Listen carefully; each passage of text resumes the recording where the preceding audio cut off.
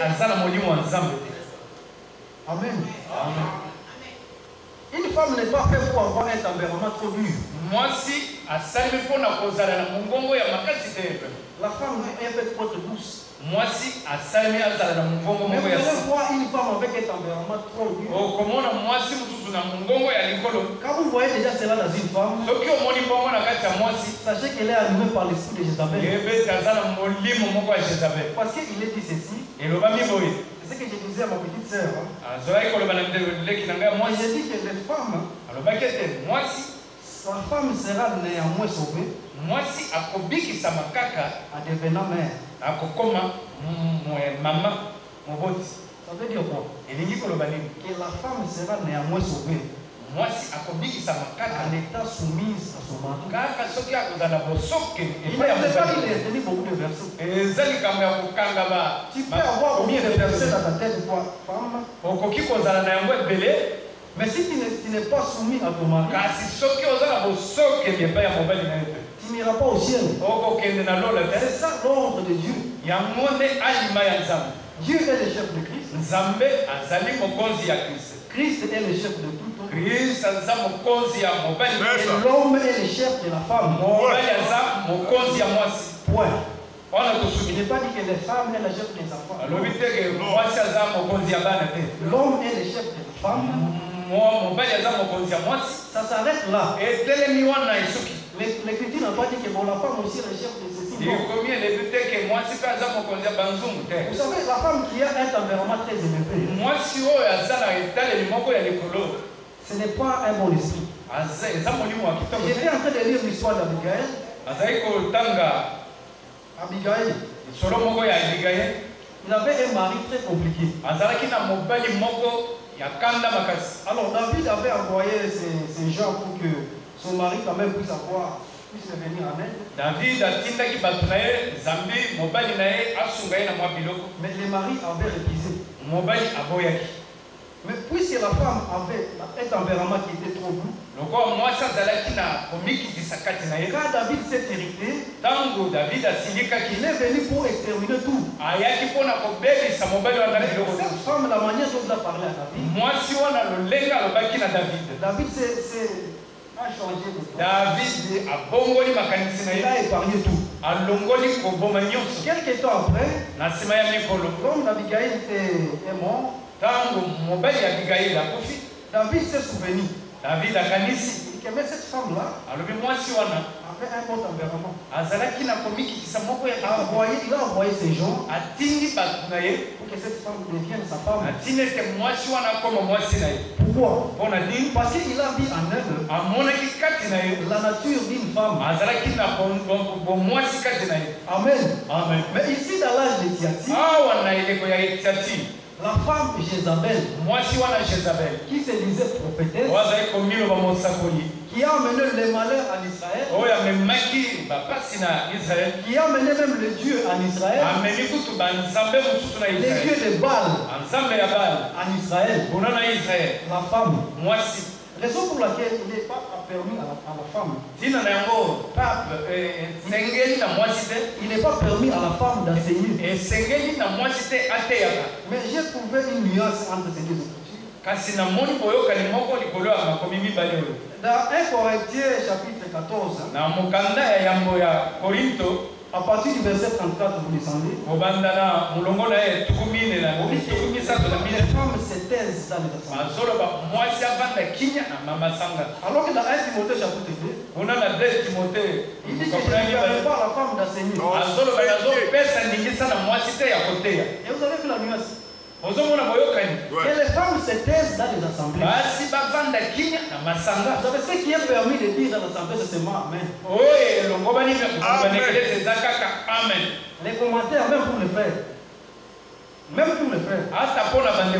Dans l'assemblée des saints, quand la parole sort, vous dites Amen. C'est tout. Il n'y a pas de commentaire. Non, non. Taisez-vous. Si la profondeur appelle la profondeur, si ponctue la parole par Amen, cela suffit. C'est tout. Parce que les commentaires qu'on fait dans l'église, quand on prêche, ce n'est pas permis. C'est pour les femmes. Que les femmes se taisent. Si vous voulez conduire par un amen,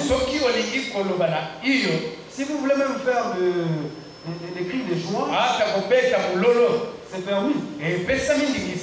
Mais il ne faut pas faire de commentaires. Quand on dit quelque chose ici sur la chair, on voit les frères commenter là-bas derrière. Non, ce n'est pas bon. Parce que vous savez, hein, dans notre assemblée, à chaque assemblée, il y a 3 sortes de croyants. Il se peut que votre commentaire que vous avez fait sur peut-être ce que le frère a dit sur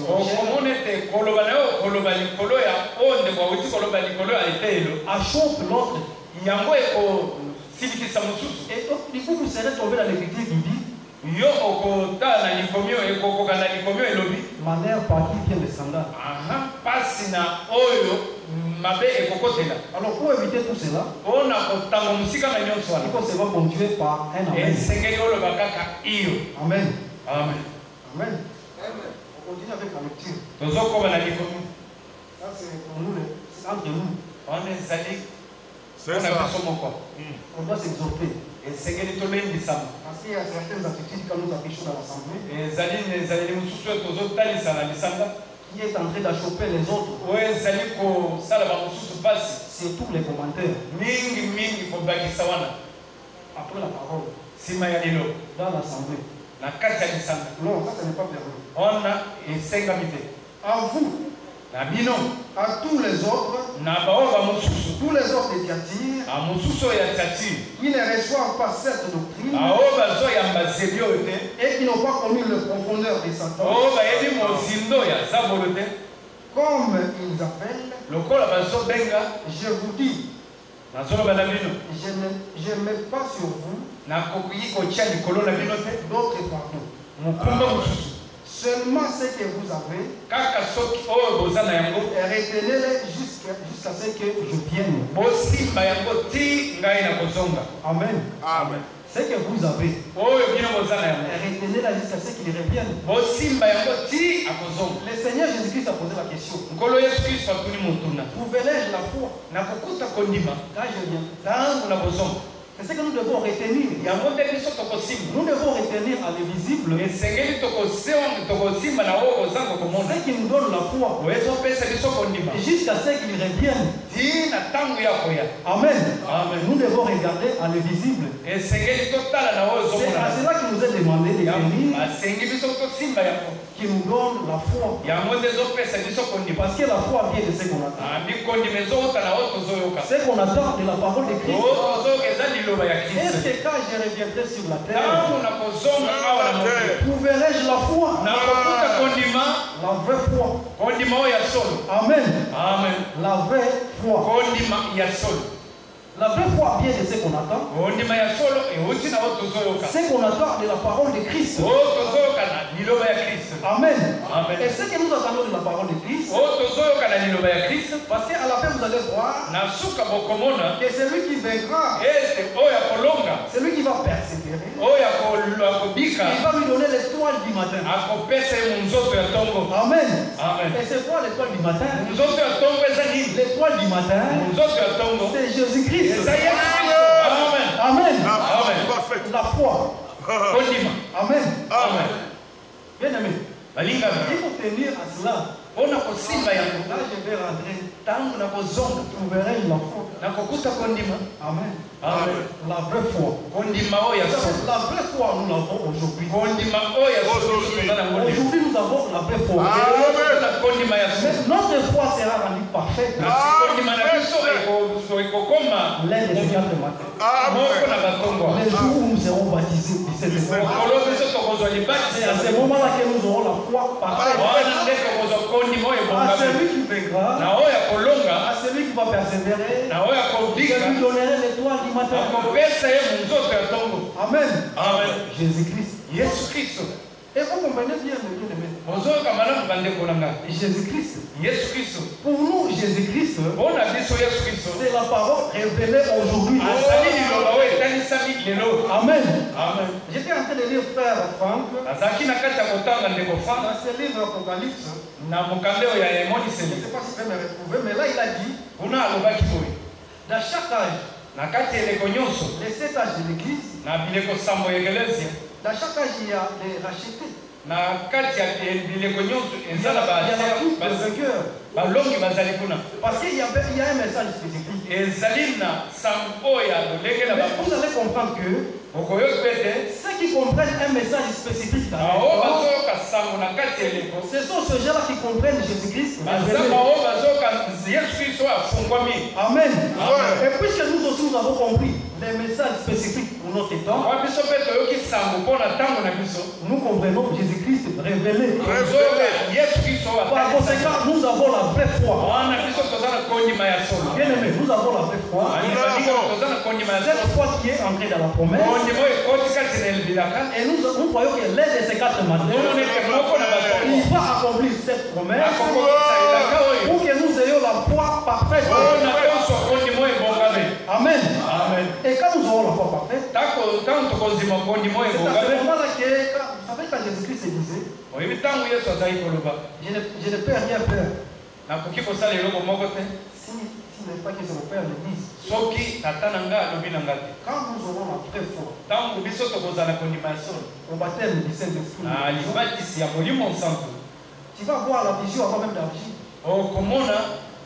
Tu vas voir la vision. Que cet homme peut-être est en train de ressusciter. Mais c'est ce qui va te donner cette foi parfaite. Et on va pouvoir ressusciter cet homme. Tu l'auras déjà vu au préalable. Avant même de le ressusciter. Vous voyez la foi parfaite. Et parce que nous avons maintenant aujourd'hui la vraie foi. Et cette foi a le sous-bassement dans la promesse. Amen. Et nous le disons et nous ne le dirons jamais assez. Que le sous-bassement de la vraie foi n'est pas n'importe quelle promesse. Parce que vous savez, quand nous discutons avec les frères avec qui nous avons grandi à l'Est, ils sont en train de me poser la question. D'ailleurs, ils m'avaient posé la question concernant ce que le frère Etienne a dit. Ils m'ont posé la question de savoir. On a dit, bon, nous avons suivi. L'un de vos prédicateurs là qui a dit que pour bien dominer, il faut être polygame.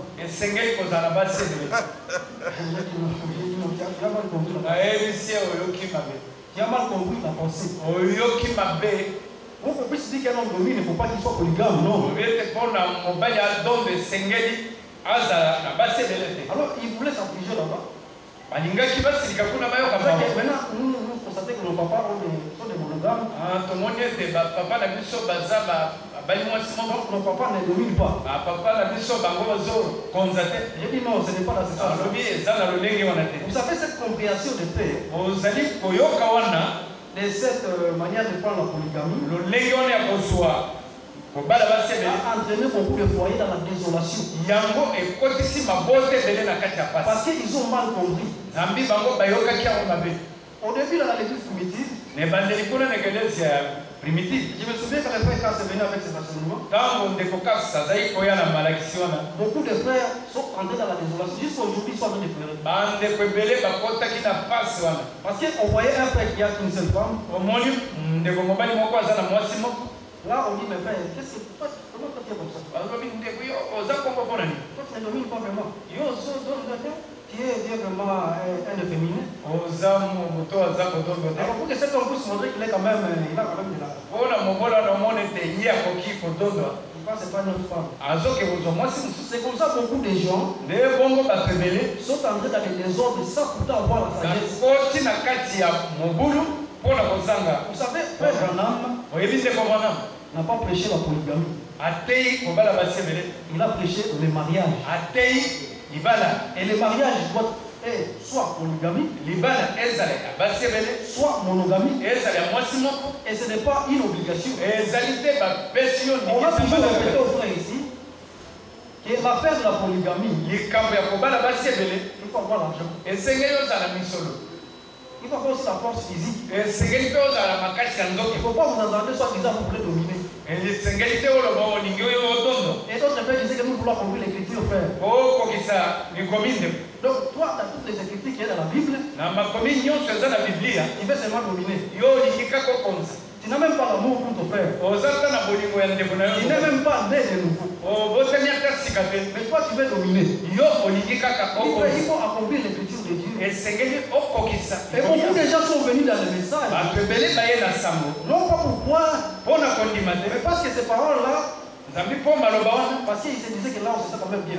bazoloba kuna bazoloba Il y a bien, des gens qui nous défendent. ezali na bato oyo Et ce sont des gens comme ça qui souffrent. nde bato ya bongo Parce bazomona qu'ils pasi, sont venus sans révélation. bayaki kozanga emoniseli Mais pour venir ici, hein, mpo na kopusana awa il faut être révélé. esengeli ozala emoniseli. Si vous venez juste par vous êtes suiveurs, Soki oyo ozali na ndalanda vous allez souffrir. yo okomona Parce pasi, que Dieu nous a donné l'esprit de sagesse.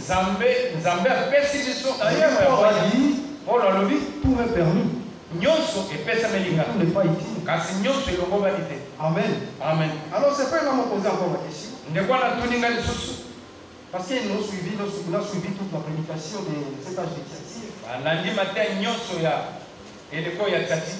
Il a dit, mais quand les frères venaient exposer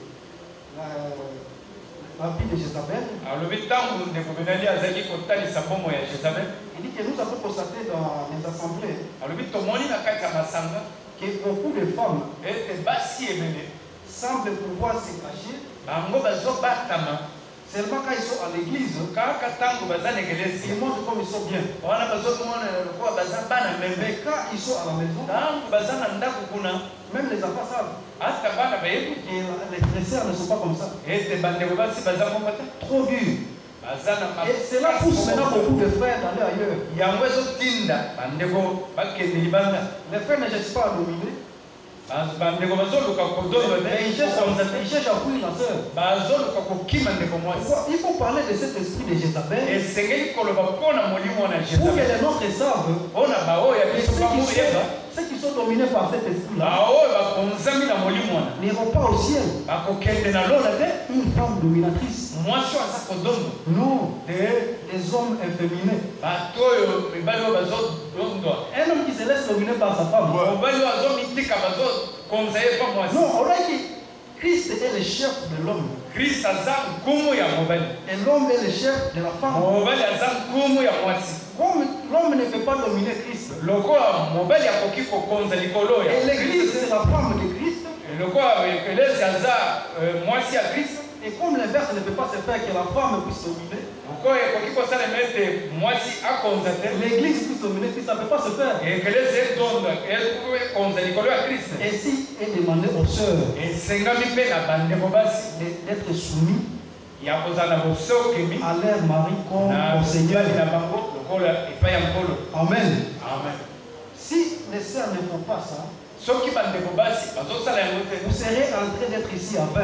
bokoki kozali awa na pamba kaka. Parce que le Seigneur a dit, Nzambi nkolo alobi boye, je connais tes œuvres. nayebi misala na yo, Je connais tes œuvres. nayebi misala na yo. Mais quand le Seigneur dit je connais tes œuvres, Ntango nkolo azoloba nayebi misala na yo, c'est en fonction de la parole qu'il a donnée. ezali kolandisa na liloba oyo Cette parole produit les œuvres. liloba oyo ezobota bambuma. Amen. Amen. Et quand cette parole produit les œuvres, Ntango liloba ezobota bambuma, nous devons les pratiquer. esengeli tosalela yango. Prenons Ephésiens chapitre 2. tozwa mokanda ya efeso okapona ya mibale. Ephésiens chapitre 2. Efeso okapona ya mibale.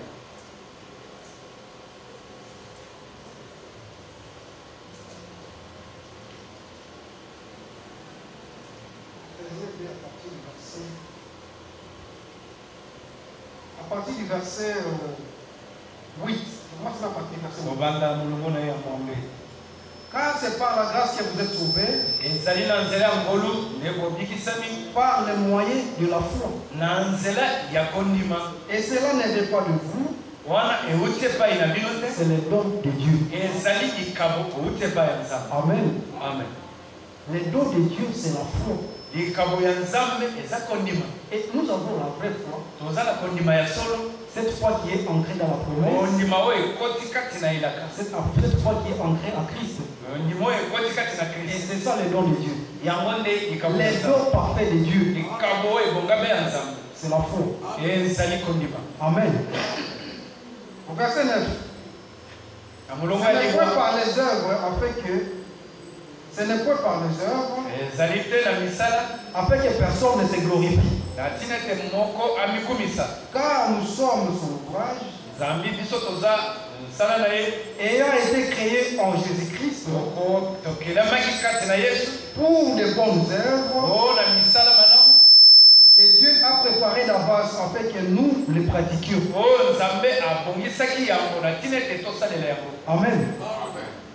Celui qui a la foi, celui qui a la vraie foi, celui qui a reçu le don de Dieu, Dieu a prévu pour lui de bonnes œuvres afin que cette personne pratique ces œuvres. Ces œuvres-là ne viennent pas au hasard. Si vous n'avez pas au préalable le don de Dieu, il sera difficile pour vous d'appliquer ces bonnes œuvres. Et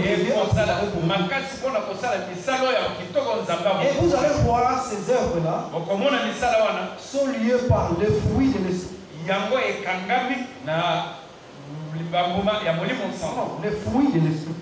Mbuma ya molimo nsango. C'est un fruit. Puisque ces œuvres nous ont été préparées par Dieu lui-même pour que nous les pratiquions. Alors, mes bien-aimés, vous allez constater que lui qui sonde le cœur et les reins,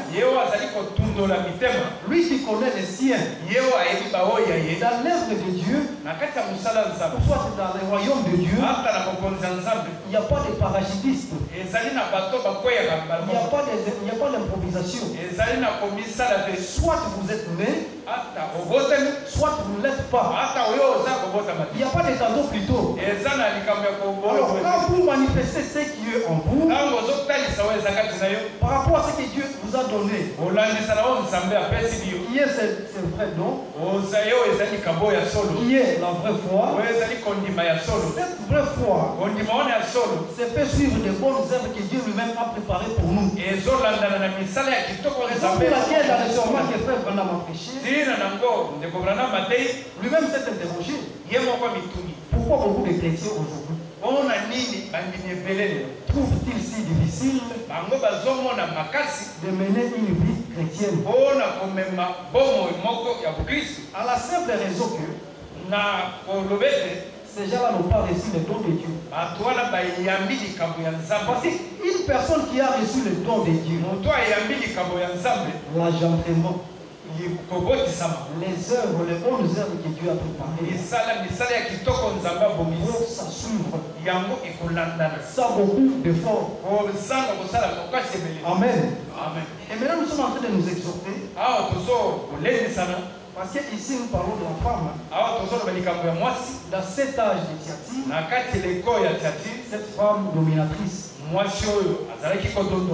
Prenons d'abord 1 Corinthiens chapitre 14. 1 Corinthiens 14. 1 Corinthiens 14. À partir du verset 34.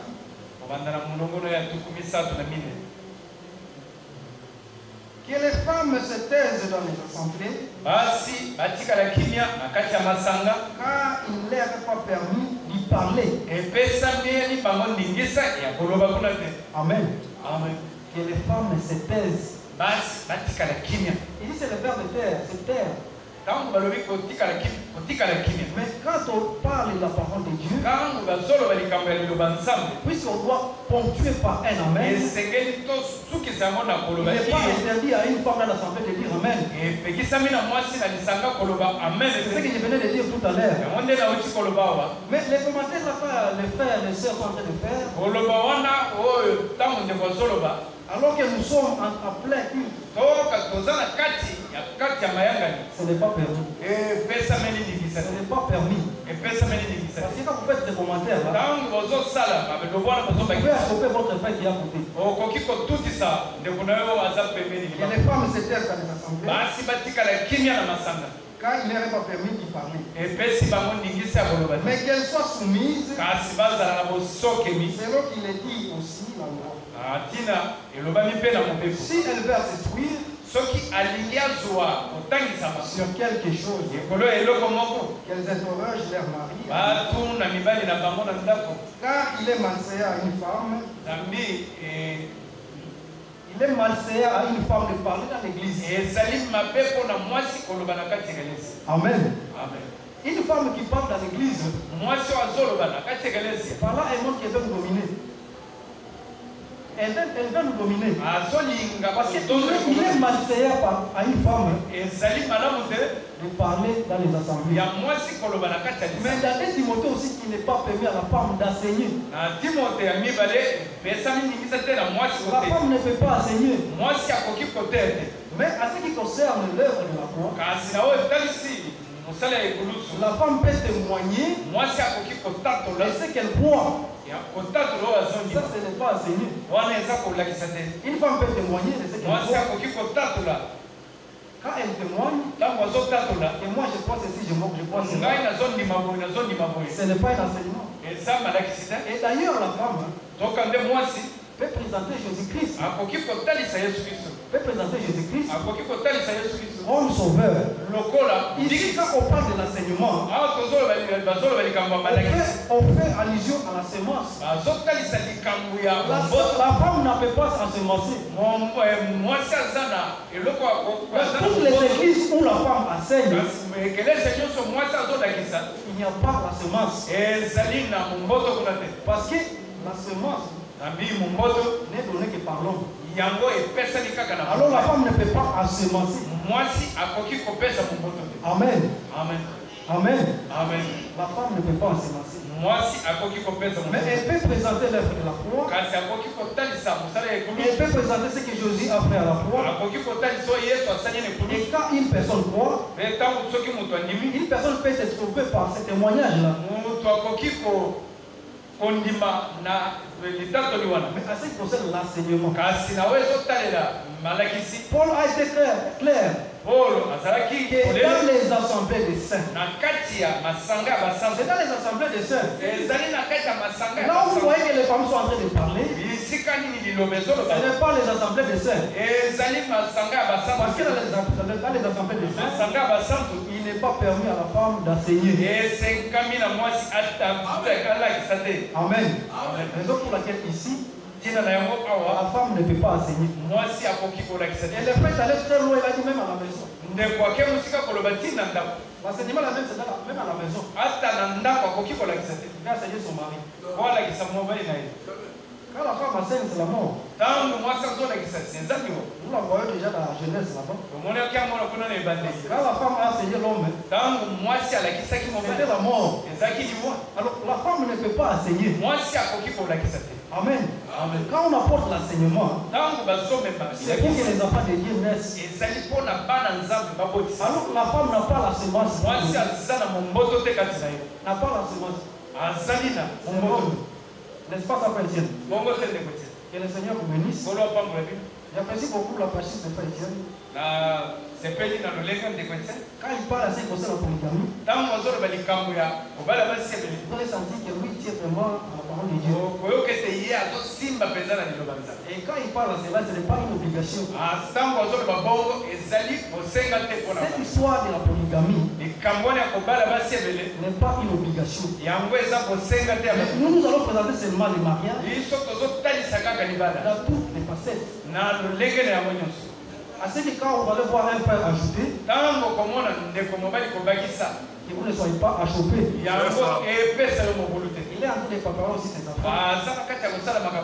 Et si Dieu est venu, peut-être qu'il ajoute. Que ses enfants ne soient pas achoppés. C'est ça l'équilibre. Mais ce n'est pas que nous sommes en train d'imposer aux frères. Et toi, frère, tu ne domines pas. Nous constatons que tu dois dominer. Cette histoire-là, Frère Kass est venu avec. Beaucoup de foyers que je connais à l'Est sont entrés beaucoup dans la désolation. Jusqu'aujourd'hui, il y a des troubles. C'est comme ça que mon père même a pris une deuxième femme. Parce qu'il avait des enseignements comme ça. Et beaucoup de gens ont mal compris. Mais que la gloire soit rendue à Dieu. Parce que nous avons la vraie révélation. Le mystère du mariage, c'est entre Christ et son Église. Tout ce que vous faites dans la chair va rester sur la terre. Mais le mystère qu'il y a dans le mariage, c'est entre Christ et son Église. Cette union invisible, elle va bientôt se former. Cette union invisible, elle va bientôt se former. Amen. Amen. Que le Seigneur vous bénisse. Le vendredi, nous allons voir la suite du verset. Pour voir ce que Dieu a promis à ces gens de Thyatire. Mais ce que vous devez avoir en tête, c'est que dans cet âge de Thyatire, c'est la femme qui domine. Et cet esprit-là, nous devons vraiment blâmer cet esprit pour que les nôtres sachent toute femme qui a l'esprit dominateur n'ira pas au ciel. Peu importe comment vous vivez, peu importe comment vous êtes avec vos enfants, si vous dominez votre mari, vous mettez vous-même votre mari à danger.